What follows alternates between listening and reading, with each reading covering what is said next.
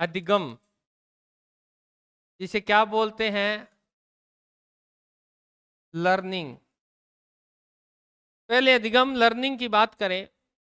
अधिगम लर्निंग समझ में आ रहा है?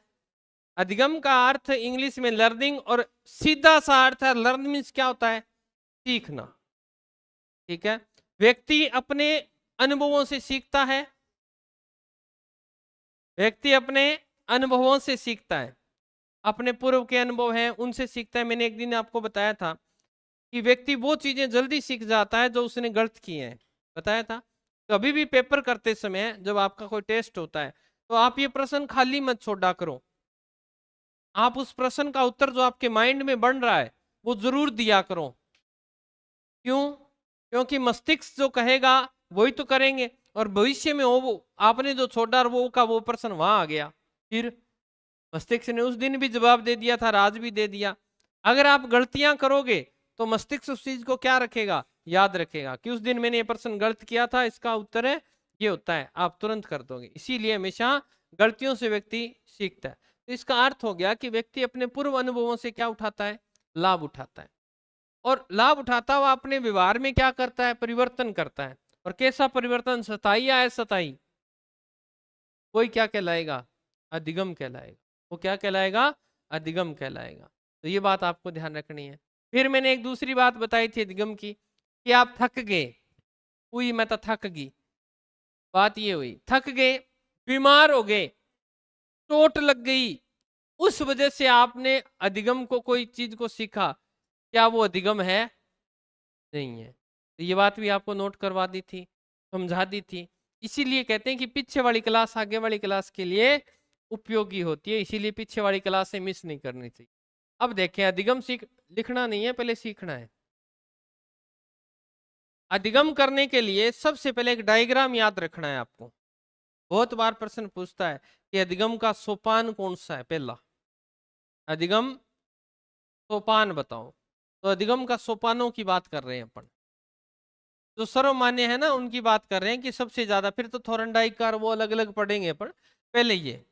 तो आदमी सबसे पहले कोई भी कार्य सीखता है, जैसे आज आप साइकोलॉजी सीख रहे हो, तो क्या सीधे ही सीख ली, नहीं, क्या हुए, अभिप्रेरित हुए कि नहीं हुए, मोटिवेट हुए ना। सबसे पहले आदमी क्या होता है, अभिप्रेरित होता है। आपको भूख लगती है तो आप खड़े होते हो, प्यास लगती है तो खड़े होते हो, यानी मोटिवेट हो रही हो ना, अपने आप ही अभिप्रेरित हो रही हो, प्रेरित के तत्व होता है। यहां से अगर बात लें, कौन होता है, पी, पी का अर्थ पर्सन, व्यक्ति। ठीक है, कोई भी है मोटिवेट होकर ही कार्य करता है। अब व्यक्ति जब कार्य करना प्रारंभ करता है तो क्या करता है भाई, बहुत सारी अनुक्रियाएं करता है, वेरियस रिस्पॉन्स, बहुत सारी अनुक्रियाएं करता है, पहले करता है, एक उदाहरण से समझेंगे।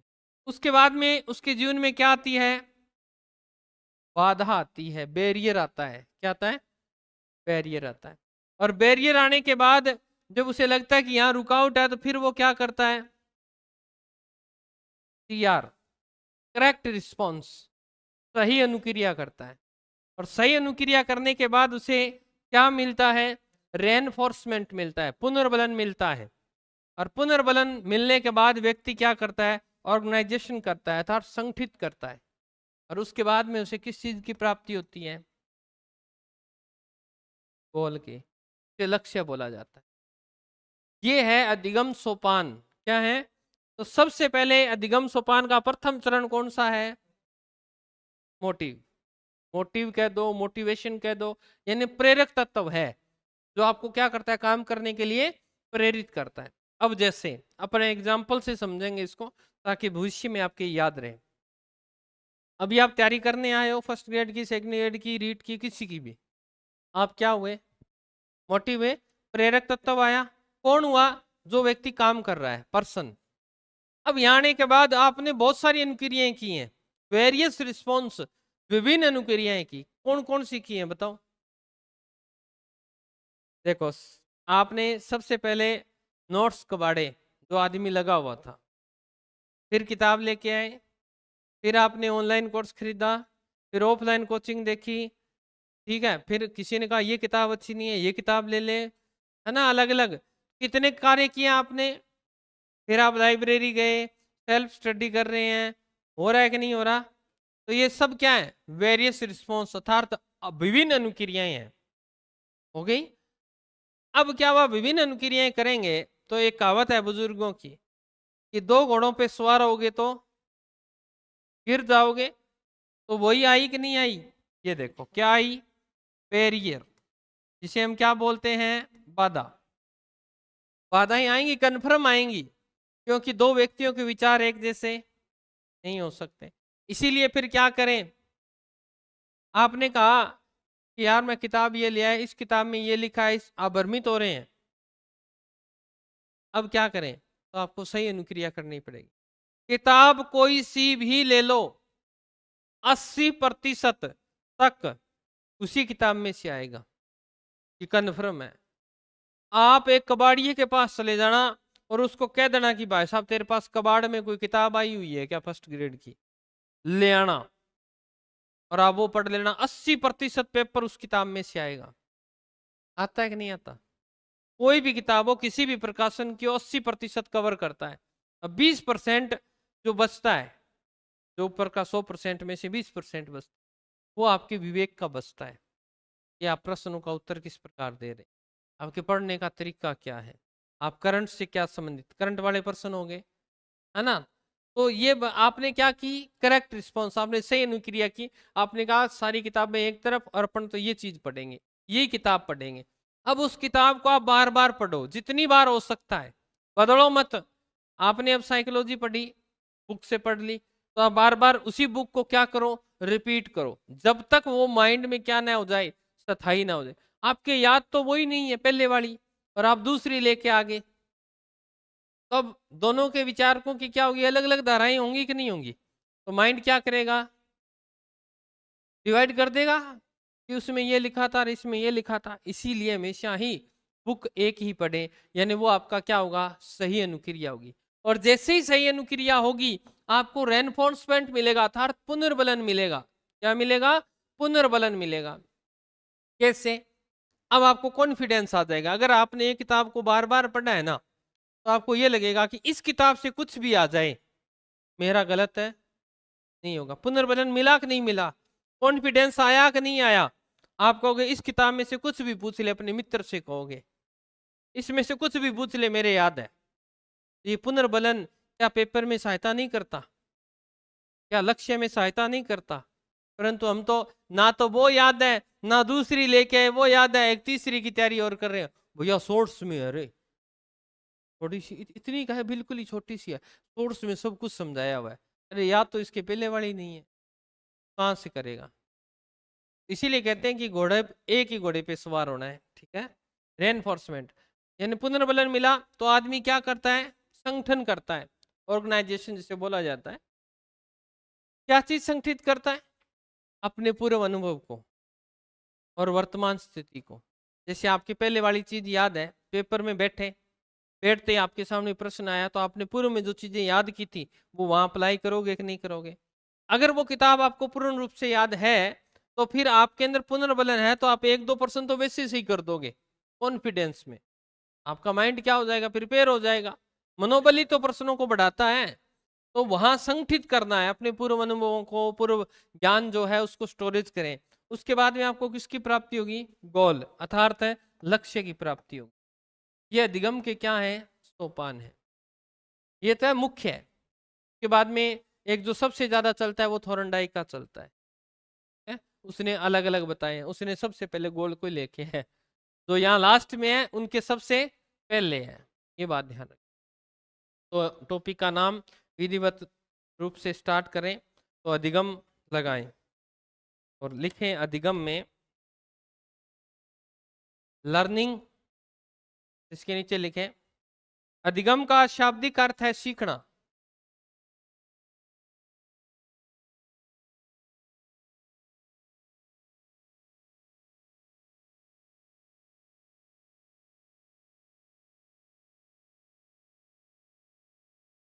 अधिगम का अर्थ क्या है, सीखना। सीखना कैसे होता है? सकारात्मक होता है या नकारात्मक होता है? दोनों ही होता है। बताया था, कौन सा उदाहरण है?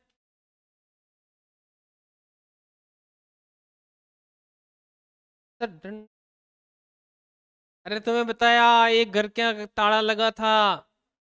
हाँ, चलिए, बताते तो याद आ ही जाता है। वह मैं नहीं आऊंगा बताने। और पेपर में लिखें, व्यवहार में वांछित परिवर्तन। व्यवहार में वांछित परिवर्तन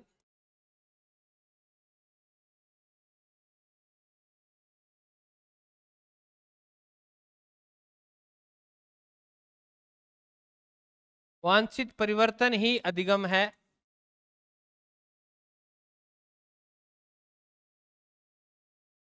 परिभाषाएं लिखवाएं क्या आपको? का जरूरत नहीं है? लिखवा दे। चल, तेरे को मान लिया फिर। लिखो, वुडवर्थ की लिखो। सीखना विकास की प्रक्रिया है।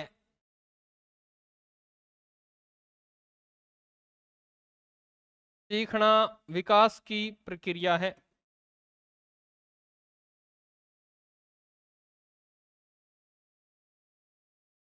के बाद में हिलगार्ड की लिखें, इंपॉर्टेंट करके लिखनी है, ये पेपर में आई हुई है हिलगार्ड की। नई परिस्थितियों में, या नवीन, सॉरी नवीन लिखना, नवीन परिस्थितियों में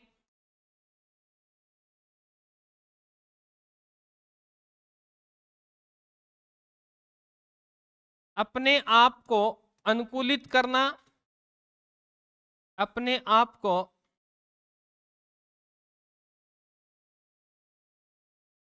अनुकूलित कर व्यवहार करना। अनुकूलित कर व्यवहार करना, करना ही अधिगम है। सही बात है क्या? इसका कोई उदाहरण दिया था क्या मैंने पीछे? ओके, तो नहीं दिया। अरे बताया था, एक लड़की की शादी होती है, ससुराल जाती है, तो नवीन परिस्थितियां आती हैं, तो उसमें मानसिक तनाव आता है, फिर भूत प्रेत कितना बड़ा उदाहरण दिया था, पर याद नहीं है।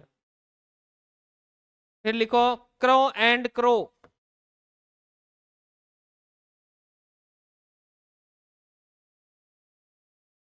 एलिस क्रो एंड, लिखो अधिगम आदत।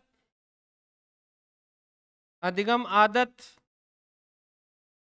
ज्ञान और अभिवृत्तियों का, ज्ञान और अभिवृत्तियों का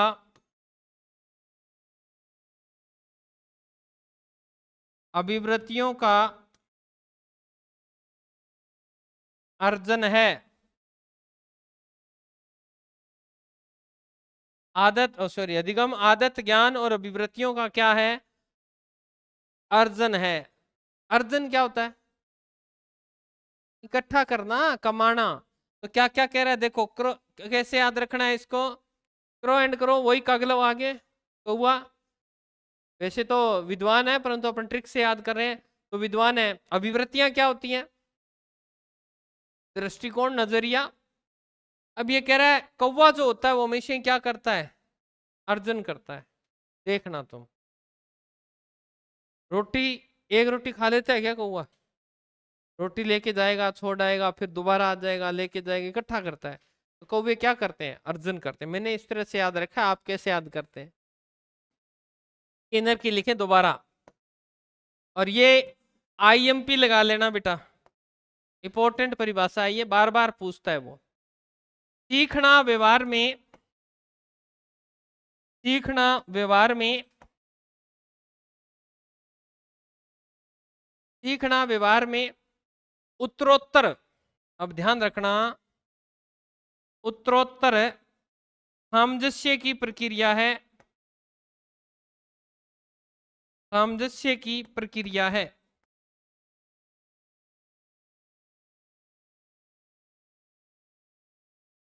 सही है क्या? कैसे, कितनी बार आई है? जिन्होंने पूर्व में पेपर दिया होगा उनको पता होगा ये परिभाषा कितनी बार आती है। कुछ याद नहीं करना। ये देखो क्या शब्द है?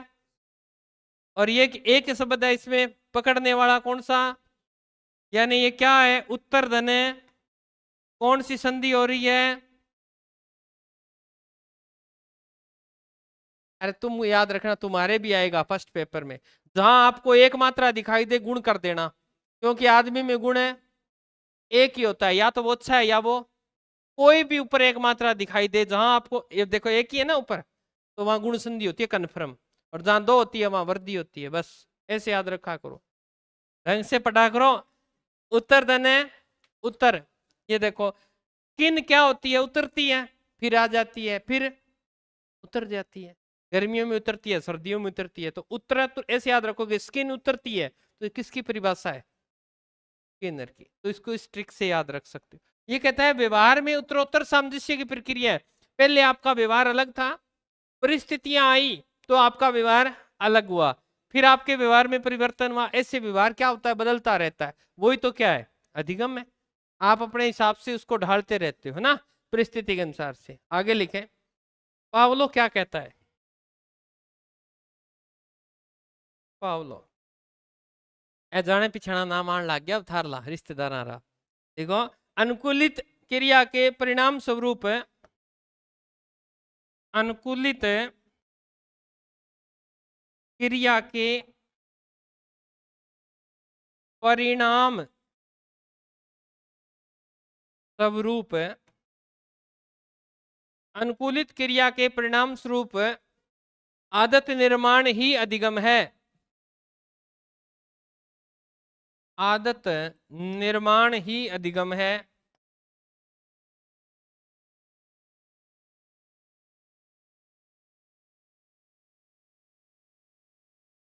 ओके, अब इसका इन सब का निचोड़ लगा लो, जितनी परिभाषाएं पढ़ी है, निष्कर्ष लिखो इसका, निष्कर्ष, और यही परिभाषा बन जाएगी। जितनी ऊपर लिखवाई है ना, उन सबको इकट्ठा कर दिया, लिखो प्रशिक्षण।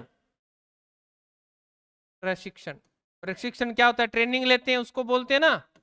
अभ्यास तुम खुद करते हो तो सीखते नहीं हो क्या तुम। प्रशिक्षण, अभ्यास और अनुभव, और अनुभव से व्यवहार में, से व्यवहार में होने वाला, होने वाला कौन सा परिवर्तन है, स्थायी परिवर्तन, स्थायी परिवर्तन ही अधिगम है।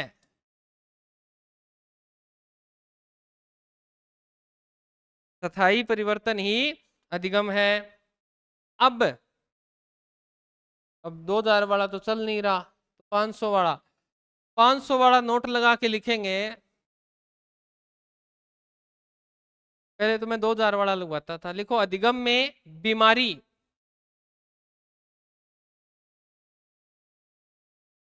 अधिगम में बीमारी,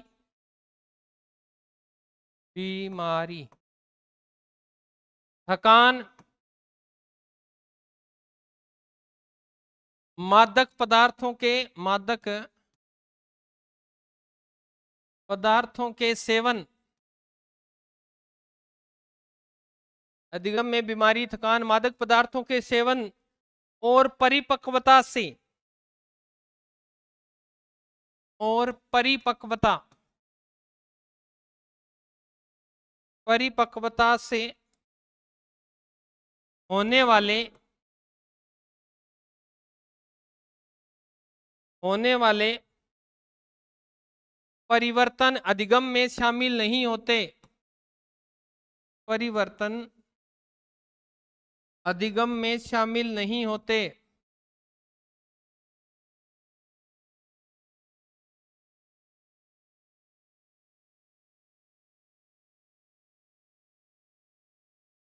सही बात है।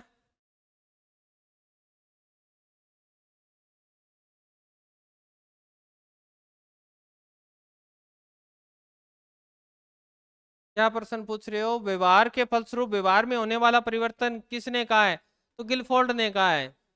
कहाँ दिखे थे, 2 बार व्यवहार आ रहा है। व्यवहार के कारण व्यवहार में होने वाला परिवर्तन क्या कहलाता है? अधिगम। आपने मेरे व्यवहार को देखा और फिर अपने व्यवहार को क्या कर लिया, थोड़ा सा सुधार लिया, तो ये परिवर्तन भी क्या है? अधिगम। और ये किसकी परिभाषा है? गिलफोर्ड की। ऐसे याद ना आ रहे तो एक ट्रिक से याद रख सकते हो, एक तेरे थले भी फोल्ड है, एक मेरे थले भी फोल्ड है, यानी 2 बार इसमें क्या आ रहा है? फोल्ड आ रहा है। उसी प्रकार गिलफोर्ड में फोल्ड आता है और इसमें भी अधिगम 2 बार आ रहा है, तो इससे भी याद रख सकते। ठीक है बेटा? हाँ, ऐसी ट्रिकों के लिए आप मुझे देखते रहें, हम आपको पढ़ाते रहेंगे, कोई दिक्कत नहीं है, बहुत आती है मेरे को ये। चलिए, ये बता रहा था मैं आपको, अधिगम में बीमार हो जाए, बीमारी के कारण आपका व्यवहार बदलता है कि नहीं? थकान के कारण आपका व्यवहार बदलता है कि नहीं? आपने शराब पी ली, कोई भी नशा कर लिया, उसके कारण से आपकी चाल बदल गई, आपके बोलने का स्टाइल बदल गया, ठीक है, मुंह से कुछ और ही निकल रहा है, क्या अधिगम है? नहीं है। परिपक्वता मैच्योरिटी के कारण आपके अधिगम में, सॉरी, व्यवहार में क्या आ रहा है? परिवर्तन आ रहा है, तो वो भी अधिगम में शामिल है, नहीं है। तो ये चारों चीजें याद रखेंगे, पेपर में यहां से भी प्रश्न पूछता है।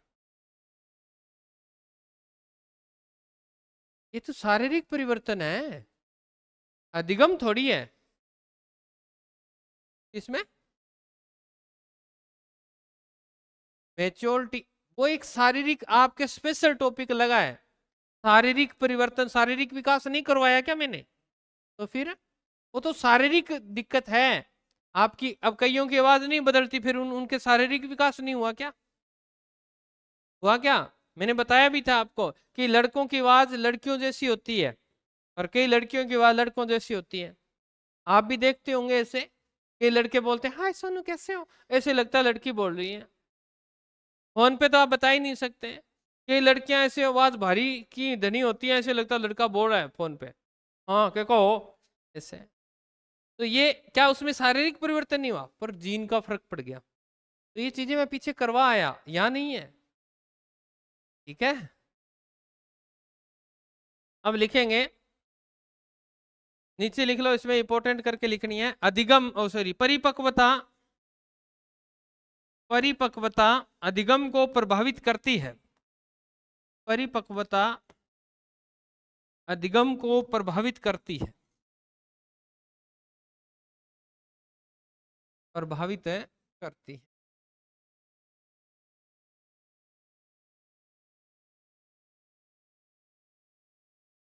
ओके, नया पेज ले रहा हूं मैं। आप लिखेंगे अधिगम प्रक्रिया। ये अधिगम में प्रक्रिया क्या होती है? छोटी छोटी चीजें हैं ये, यहां से प्रश्न पूछता है फर्स्ट ग्रेड में, क्योंकि ये समझने वाले फैक्ट हैं और आपका सारा प्रश्न थ्योरी से ना आकर समझ से आएगा। तो सबसे पहले हमें किस चीज की आवश्यकता होती है? प्रेरक, या इसे आप कह सकते हैं आवश्यकता। 1 नंबर पे,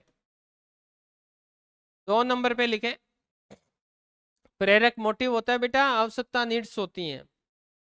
2 नंबर पे, मैं किसको सिखा सकता हूं ये बताओ। जब तत्पर होगे तभी सीखोगे, आप तैयार ही नहीं हो सीखने के लिए तो क्या मैं सिखा पाऊंगा आपको? आपको खाना खाने की इच्छा ही नहीं है, क्या मैं आपको जबरदस्ती खाना खिला दूंगा? इसीलिए घोड़े को जबरदस्ती तालाब तक ले जाया जा सकता है, पर उसे पानी पीने के लिए बाध्य है। एक बालक को जबरदस्ती कोचिंग तक लाया जा सकता है, क्या उसे पढ़ाने के लिए बाध्य किया जा सकता है? पढ़ने के लिए बाध्य किया जा सकता है? तो वो कैसे होगा? खुद आंतरिक रूप से मोटिव होगा। तो 2 नंबर पे आता है तत्परता, तत्परता, तत्परता। 3 नंबर जो आता है वो आती है अधिगम परिस्थितियां। मैंने आपको पहले दिन ही कहा था कि साइकोलॉजी सिर्फ आपका यहाँ का अध्ययन कर सकती है, 90% अध्ययन नहीं कर पाएगी। क्यों? क्योंकि मुझे पता है नौकरी के लिए बैठे हो, परंतु क्या कारण है, आप क्यों सीख रहे हो? आप साइकोलॉजी किस लिए सीख रहे हो? पेपर पास करने के लिए। पेपर क्यों पास करना चाहते हो? पैसे कमाने के लिए। आपने कहा नहीं गुरुजी हमें तो नौकरी लगना है। मैंने कहा था कि नौकरी मैं लगवा रहा हूं आपको, पर पेमेंट नहीं लेनी, सरकारी स्कूल में पढ़ाना है। और बोलो। पर आपने कहा नहीं गुरुजी ऐसे तो नहीं पढ़ाएंगे, समाज सेवा की कोई भावना नहीं है, हमें तो सिर्फ पैसा कमाना है।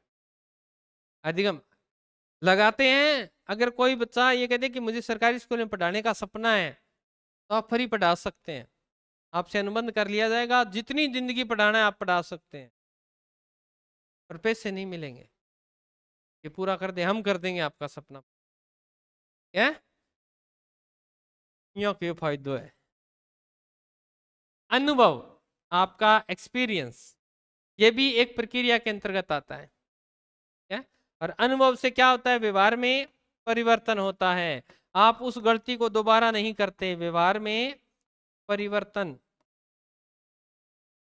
आप उस गलती को दोबारा नहीं करते। और उसके बाद में आपका व्यवहार ऐसा आ जाता है कि आपका जीवन क्या हो जाता है? स्थायित्व हो जाता है, आप कभी भी नहीं बदल। क्या? तो यह अधिगम प्रक्रिया थी। तो यही करवा दूं क्या? यहाँ लिख लेते हैं अधिगम के सोपान। आप मत लिखना, आप कहीं पन्ने बचाने के चक्कर में लिख लो।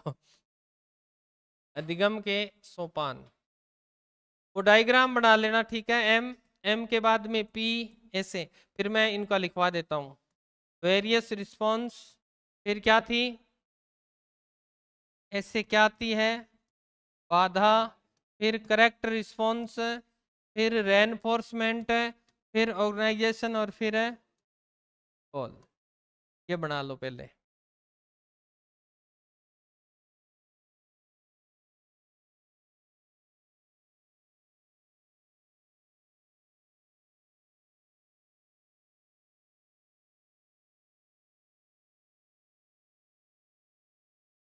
हाँ,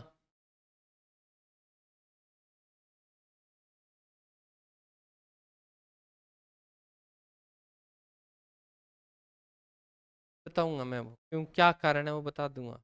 ये बताने का बिंदु नहीं है, जाते समय बता दूंगा।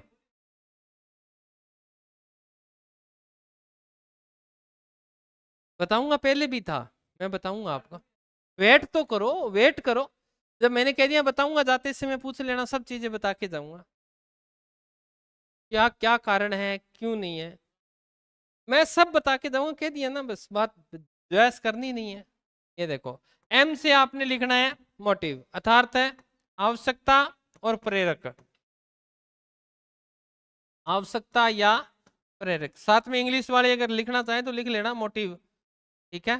पी से आपने लिखना है पर्सन, अर्थात व्यक्ति। फिर वी आर से लिखना है वेरियस रिस्पॉन्स, अर्थात विभिन्न अनुक्रियाएं, विभिन्न अनुक्रियाएं। बी, बी से आपने लिखना है बैरियर, और हिंदी में लिखना चाहो तो लिखना है बाधा, ठीक है। उसके बाद में टी आर, करेक्ट रिस्पॉन्स, सही अनुक्रिया।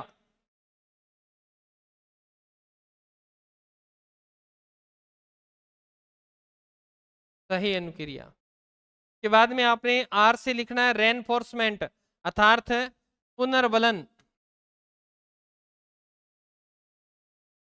फिर ओ से लिखना है ऑर्गेनाइजेशन, अर्थात संगठन। और फिर जी से गोल आ ही गया, गोल, गोल का क्या होता है? लक्ष्य या उद्देश्य।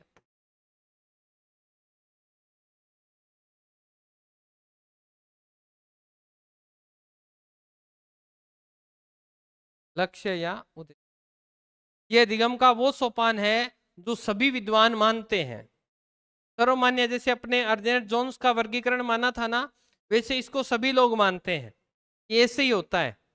और ये सामान्य दिनचर्या है कि नहीं, तुम बता दो। तुम बहुत सारी, पहले बहुत सारी क्रियाएं करते हो, फिर सही अनुक्रिया करते हो कि नहीं करते? तो ये सही है। परंतु यहाँ जो इम्पोर्टेंट है वो थोरनडाइक की है, क्योंकि अधिगम के क्षेत्र में अगर बात करें तो थोरनडाइक का बहुत बड़ा योगदान रहा है। किसका योगदान रहा है?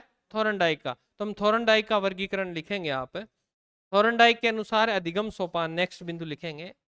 थोरनडाइक के अनुसार, थोरनडाइक के अनुसार अधिगम सोपान,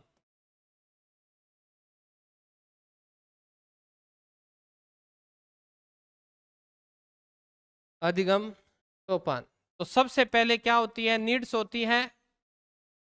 अरे हिंदी में लिखाऊं या अंग्रेजी में? नीड्स, एक बार लिख दिया तो फिर तुम पकड़ लेते हो उसको। सबसे पहले व्यक्ति को क्या होती है? आवश्यकता, और आवश्यकता क्या होती है? प्रेरक होती है, मोटिव होती है, ठीक है। फिर उसके बाद में 2 नंबर पे गोल, हम क्या कहते हैं? लक्ष्य या उद्देश्य, लक्ष्य या उद्देश्य। 3 पे आता है बैरियर,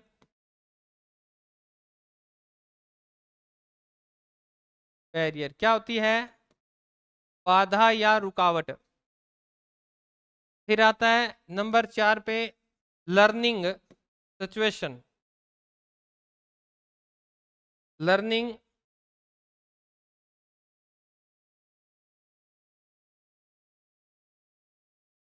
हिंदी में लिखेंगे अधिगम परिस्थिति,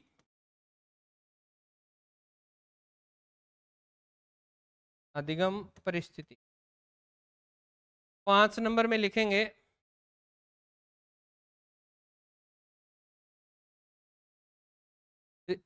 रिस्पॉन्स,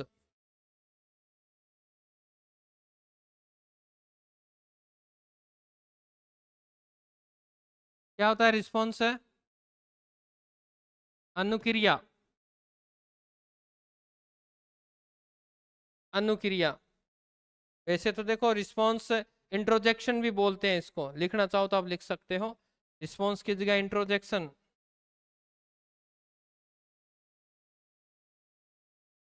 रिस्पॉन्स तो उसे कहते हैं जैसे प्रश्न पूछा के बाद में आपने उत्तर दिया, वो रिस्पॉन्स है। परंतु सही शब्द की बात करें तो इंट्रोजेक्शन होता है यथार्थ अनुक्रिया। आप पहले करते हैं उसके बाद में प्रतिक्रिया होती है, उसको रिस्पॉन्स बोलते हैं। तो ज्यादा शब्द जो सही है वो इंट्रोजेक्शन है और रिस्पॉन्स, ठीक है। ये बात आप थोड़ा सा इसमें लिख लीजिएगा। उसके बाद में 6 नंबर पे लिखना है एडजस्टमेंट, अर्थात समायोजन। फिर लिखेंगे व्यवहार में परिवर्तन, कितना नंबर? 7 हो गया ना, चेंज। यहाँ लिखेंगे व्यवहार में परिवर्तन, अर्थात क्या आता है? परिणाम। थोड़ा सा ऊपर कर रहा हूं मैं, 8वां। 8 ही उसमें थे, 8 ही इसमें, ठीक है। स्टेबलाइजेशन जिसे बोला जाता है,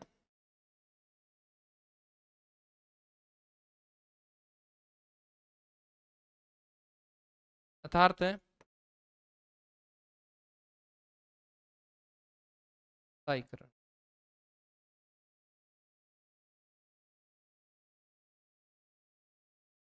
फटाफट उतारें।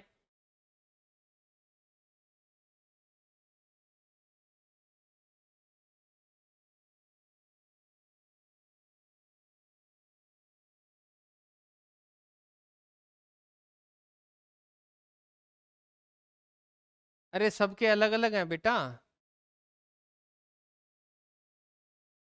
हमारे पास कोई बुक होगी, आप उसमें से देख रहे होंगे, तो सबके अलग अलग विद्वानों ने अलग अलग बताए हैं। परंतु ये जो बताए हैं एनसीईआरटी से लिए हैं, और दूसरे जो दिल्ली विश्वविद्यालय की जो बुक है उससे उठाया गया मैटर है ये। हाँ, ये तो लिखवाया, और मैंने कौन सा लिखवा दिया? अधिगम के प्रकार। और ये आपके टॉपिक है, क्या रहा है फर्स्ट ग्रेड वालों? स्पेशल बताया गया है अधिगम के प्रकार। बताओ कितने प्रकार से होता है अधिगम? शिक्षा कितने प्रकार से जाता है? और ये मैं कितनी बार तुमको बता के आया था? ज्ञानात्मक अधिगम, भावात्मक अधिगम और क्रियात्मक अधिगम बताया था, पर तुम पढ़ना थोड़ी है। ज्ञानात्मकता का अर्थ जहां बुद्धि से सीखा जाए, चिंतन विचार। भावात्मक जो फीलिंग्स हो, स्वयंगात्मक सीखा जाए। और तीसरा क्रियात्मक, जहां हाथों से हस्त कौशल से सीखा जाए। तो 3 ही तो प्रकार है। लिखो अधिगम के प्रकारों में सबसे पहले 1 नंबर लगा के लिखेंगे ज्ञानात्मक अधिगम। और ये आपके टॉपिक देख लो, नहीं है तो स्पेशल लगा हुआ टॉपिक है ये फर्स्ट ग्रेड में। तो ज्ञानात्मक अधिगम, अधिगम का यह भाग,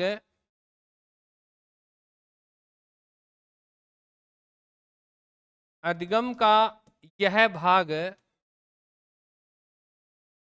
बौद्धिक विकास से जुड़ा हुआ है,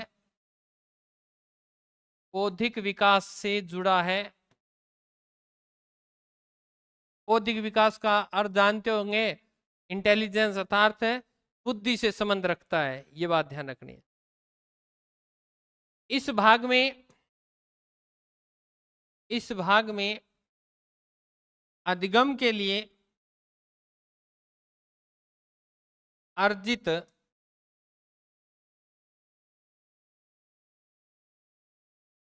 क्रियाओं, इस भाग में अधिगम के लाइन होगी, भाग में अधिगम के लिए, ये भूल गए क्या, लिए अर्जित क्रियाओं के माध्यम से बालक चिंतन, तर्क,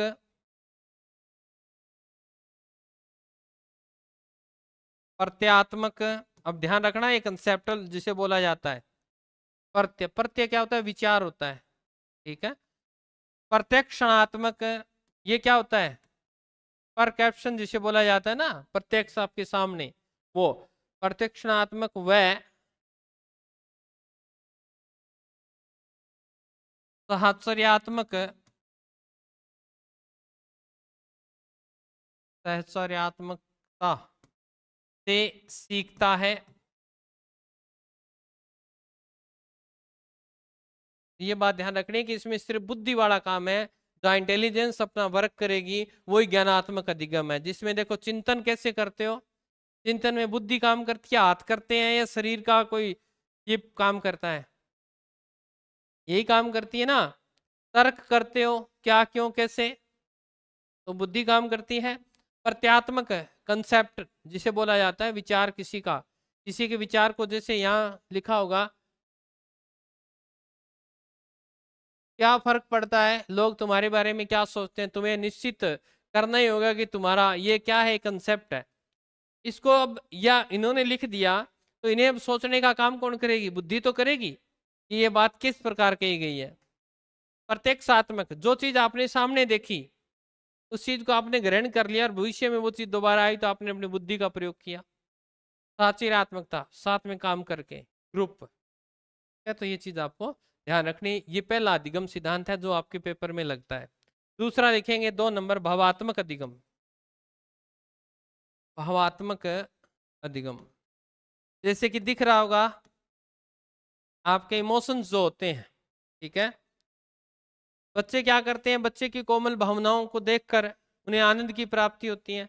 वो सुनकर बच्चे को हमेशा कभी भी जब सिखाया जाता है तो किस भाव से सिखाया जाता है, क्योंकि उनमें ये पार्ट तो होता ही नहीं, इसको तो हमें जागृत करना है। ये होता तो जरूर है परंतु इसे हमें क्या करना है, विकसित करना है। परंतु ये तो उसके साथ ही पैदा हो गए, क्योंकि हमने क्या पढ़ी थी, सामयिक बुद्धि पढ़ी थी, इमोशनल इंटेलिजेंस। तो बालक को जब सिखाया जाता है तो हमेशा ही किससे सिखाया जाता है, भावनाओं से, प्यार से, है ना, स्नेह से।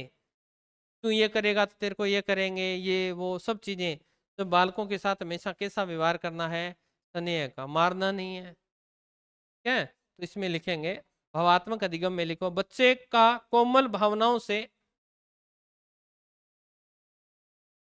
बच्चे का कोमल भावनाओं से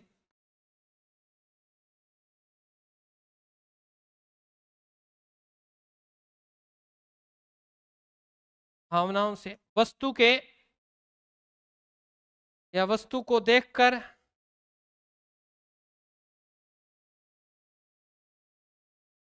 वस्तु को देखकर, सुनकर आनंद की प्राप्ति,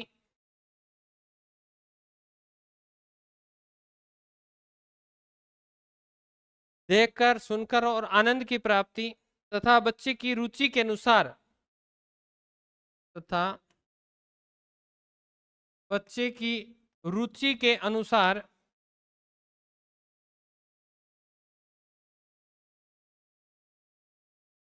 अधिगम करवाया जाए, करवाया जाए। या आप जबरदस्ती करोगे इसके साथ, बच्चे के साथ, क्योंकि आज की शिक्षा कैसी है, अरे करवा के गया हूं शिक्षा वाले टॉपिक में, बाल केंद्रित शिक्षा है। किस संप्रदाय की देन है बताओ रे? बाल केंद्रित जो शिक्षा है वो किस संप्रदाय की देन है?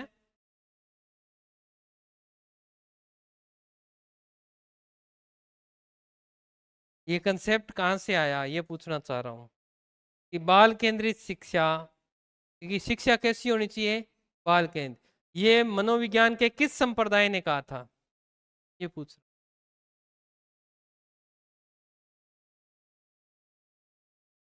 ठीक है, बहुत बढ़िया तैयारी आपके, भगवान करे आपकी तैयारी ऐसी चलती रहे। जिस आदमी ने इस बिंदु पर कम से कम 15 मिनट बोला था मैंने, और आपको वो याद ही नहीं है, फिर फायदा क्या है? फिर तो ये है कि कॉपी भरनी है अपने को। हम आपकी प्रतिक्रिया से संतुष्ट नहीं है।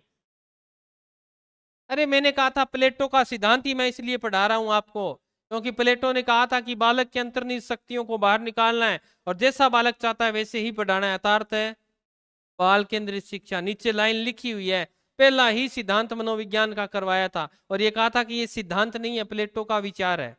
ये बताया था आपको, काफी देर तक माथापच्ची की थी, परंतु अपने को कहा, अपने को तो फोन के पासवर्ड नहीं भूलने, ये तो भूल जाए चाहिए, कोई दिक्कत नहीं है, वो नहीं भूलने। क्रियात्मक अधिगम, देखो इस अधिगम में किसी भी कला,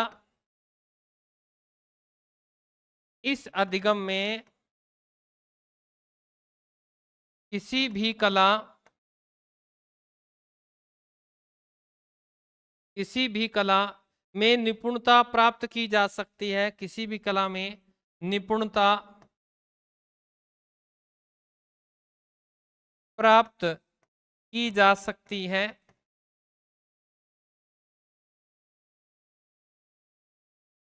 वो कौन सा अधिगम होता है? क्रियात्मक। पढ़ा लिखा है नहीं है इस चीज का कोई प्रभाव नहीं पड़ता। क्रियात्मक अधिगम में आप कोई भी काम सीख सकते हैं। कौन सा? शारीरिक काम। जैसे आपको, आप पढ़े लिखे नहीं हो तो आप मिस्त्री का काम सीख सकते हो ना, आप ट्रैक्टर मैकेनिक बन सकते हो, मोटरसाइकिल मैकेनिक बन सकते हो, डेयरी की मशीनें आती हैं वो चला सकते हो। कहाँ आवश्यकता है? तो क्रियात्मकता है कि नहीं है? आप चारपाई बनाना सीख सकते हो, नाई का काम सीख सकते हो। सबसे बेस्ट काम ही नाई का है, जो कभी समाप्ति नहीं होता, क्योंकि इंसान जिंदा रहेगा तो बाल बढ़ेंगे, बढ़ेंगे तो कटाएंगे, कहाँ जाएंगे? नाई का काम सबसे बढ़िया है ना? क्रियात्मक है नाई वाले काम में पढ़ने की आवश्यकता। तो ये कह रहा है कि ये कौन सा पक्ष है? क्रियात्मक अधिगम। तो इसमें आप लिखेंगे जैसे हस्त कौशल, हाथ का कोई भी काम सीख लो, हस्त कौशल, हस्त कौशल, चित्रकारी कौशल। चित्रकारी में कहाँ आवश्यकता है आपको? आजकल तो पेंटिंग बहुत बिक रही है। चित्रकारी कौशल, आप में से है क्या कोई पेंटर है क्या? अरे स्केच बनाते हैं ना, तू है क्या? बनाते हैं ना स्केच? जब मैं पीछे संस्थान में था तो मुझे बहुत सारे स्केच बना के दिए गए मेरे, हर टीचर का बना के लाते थे, वहां बहुत सारे बच्चे आते थे, बड़ी सुंदर सुंदर।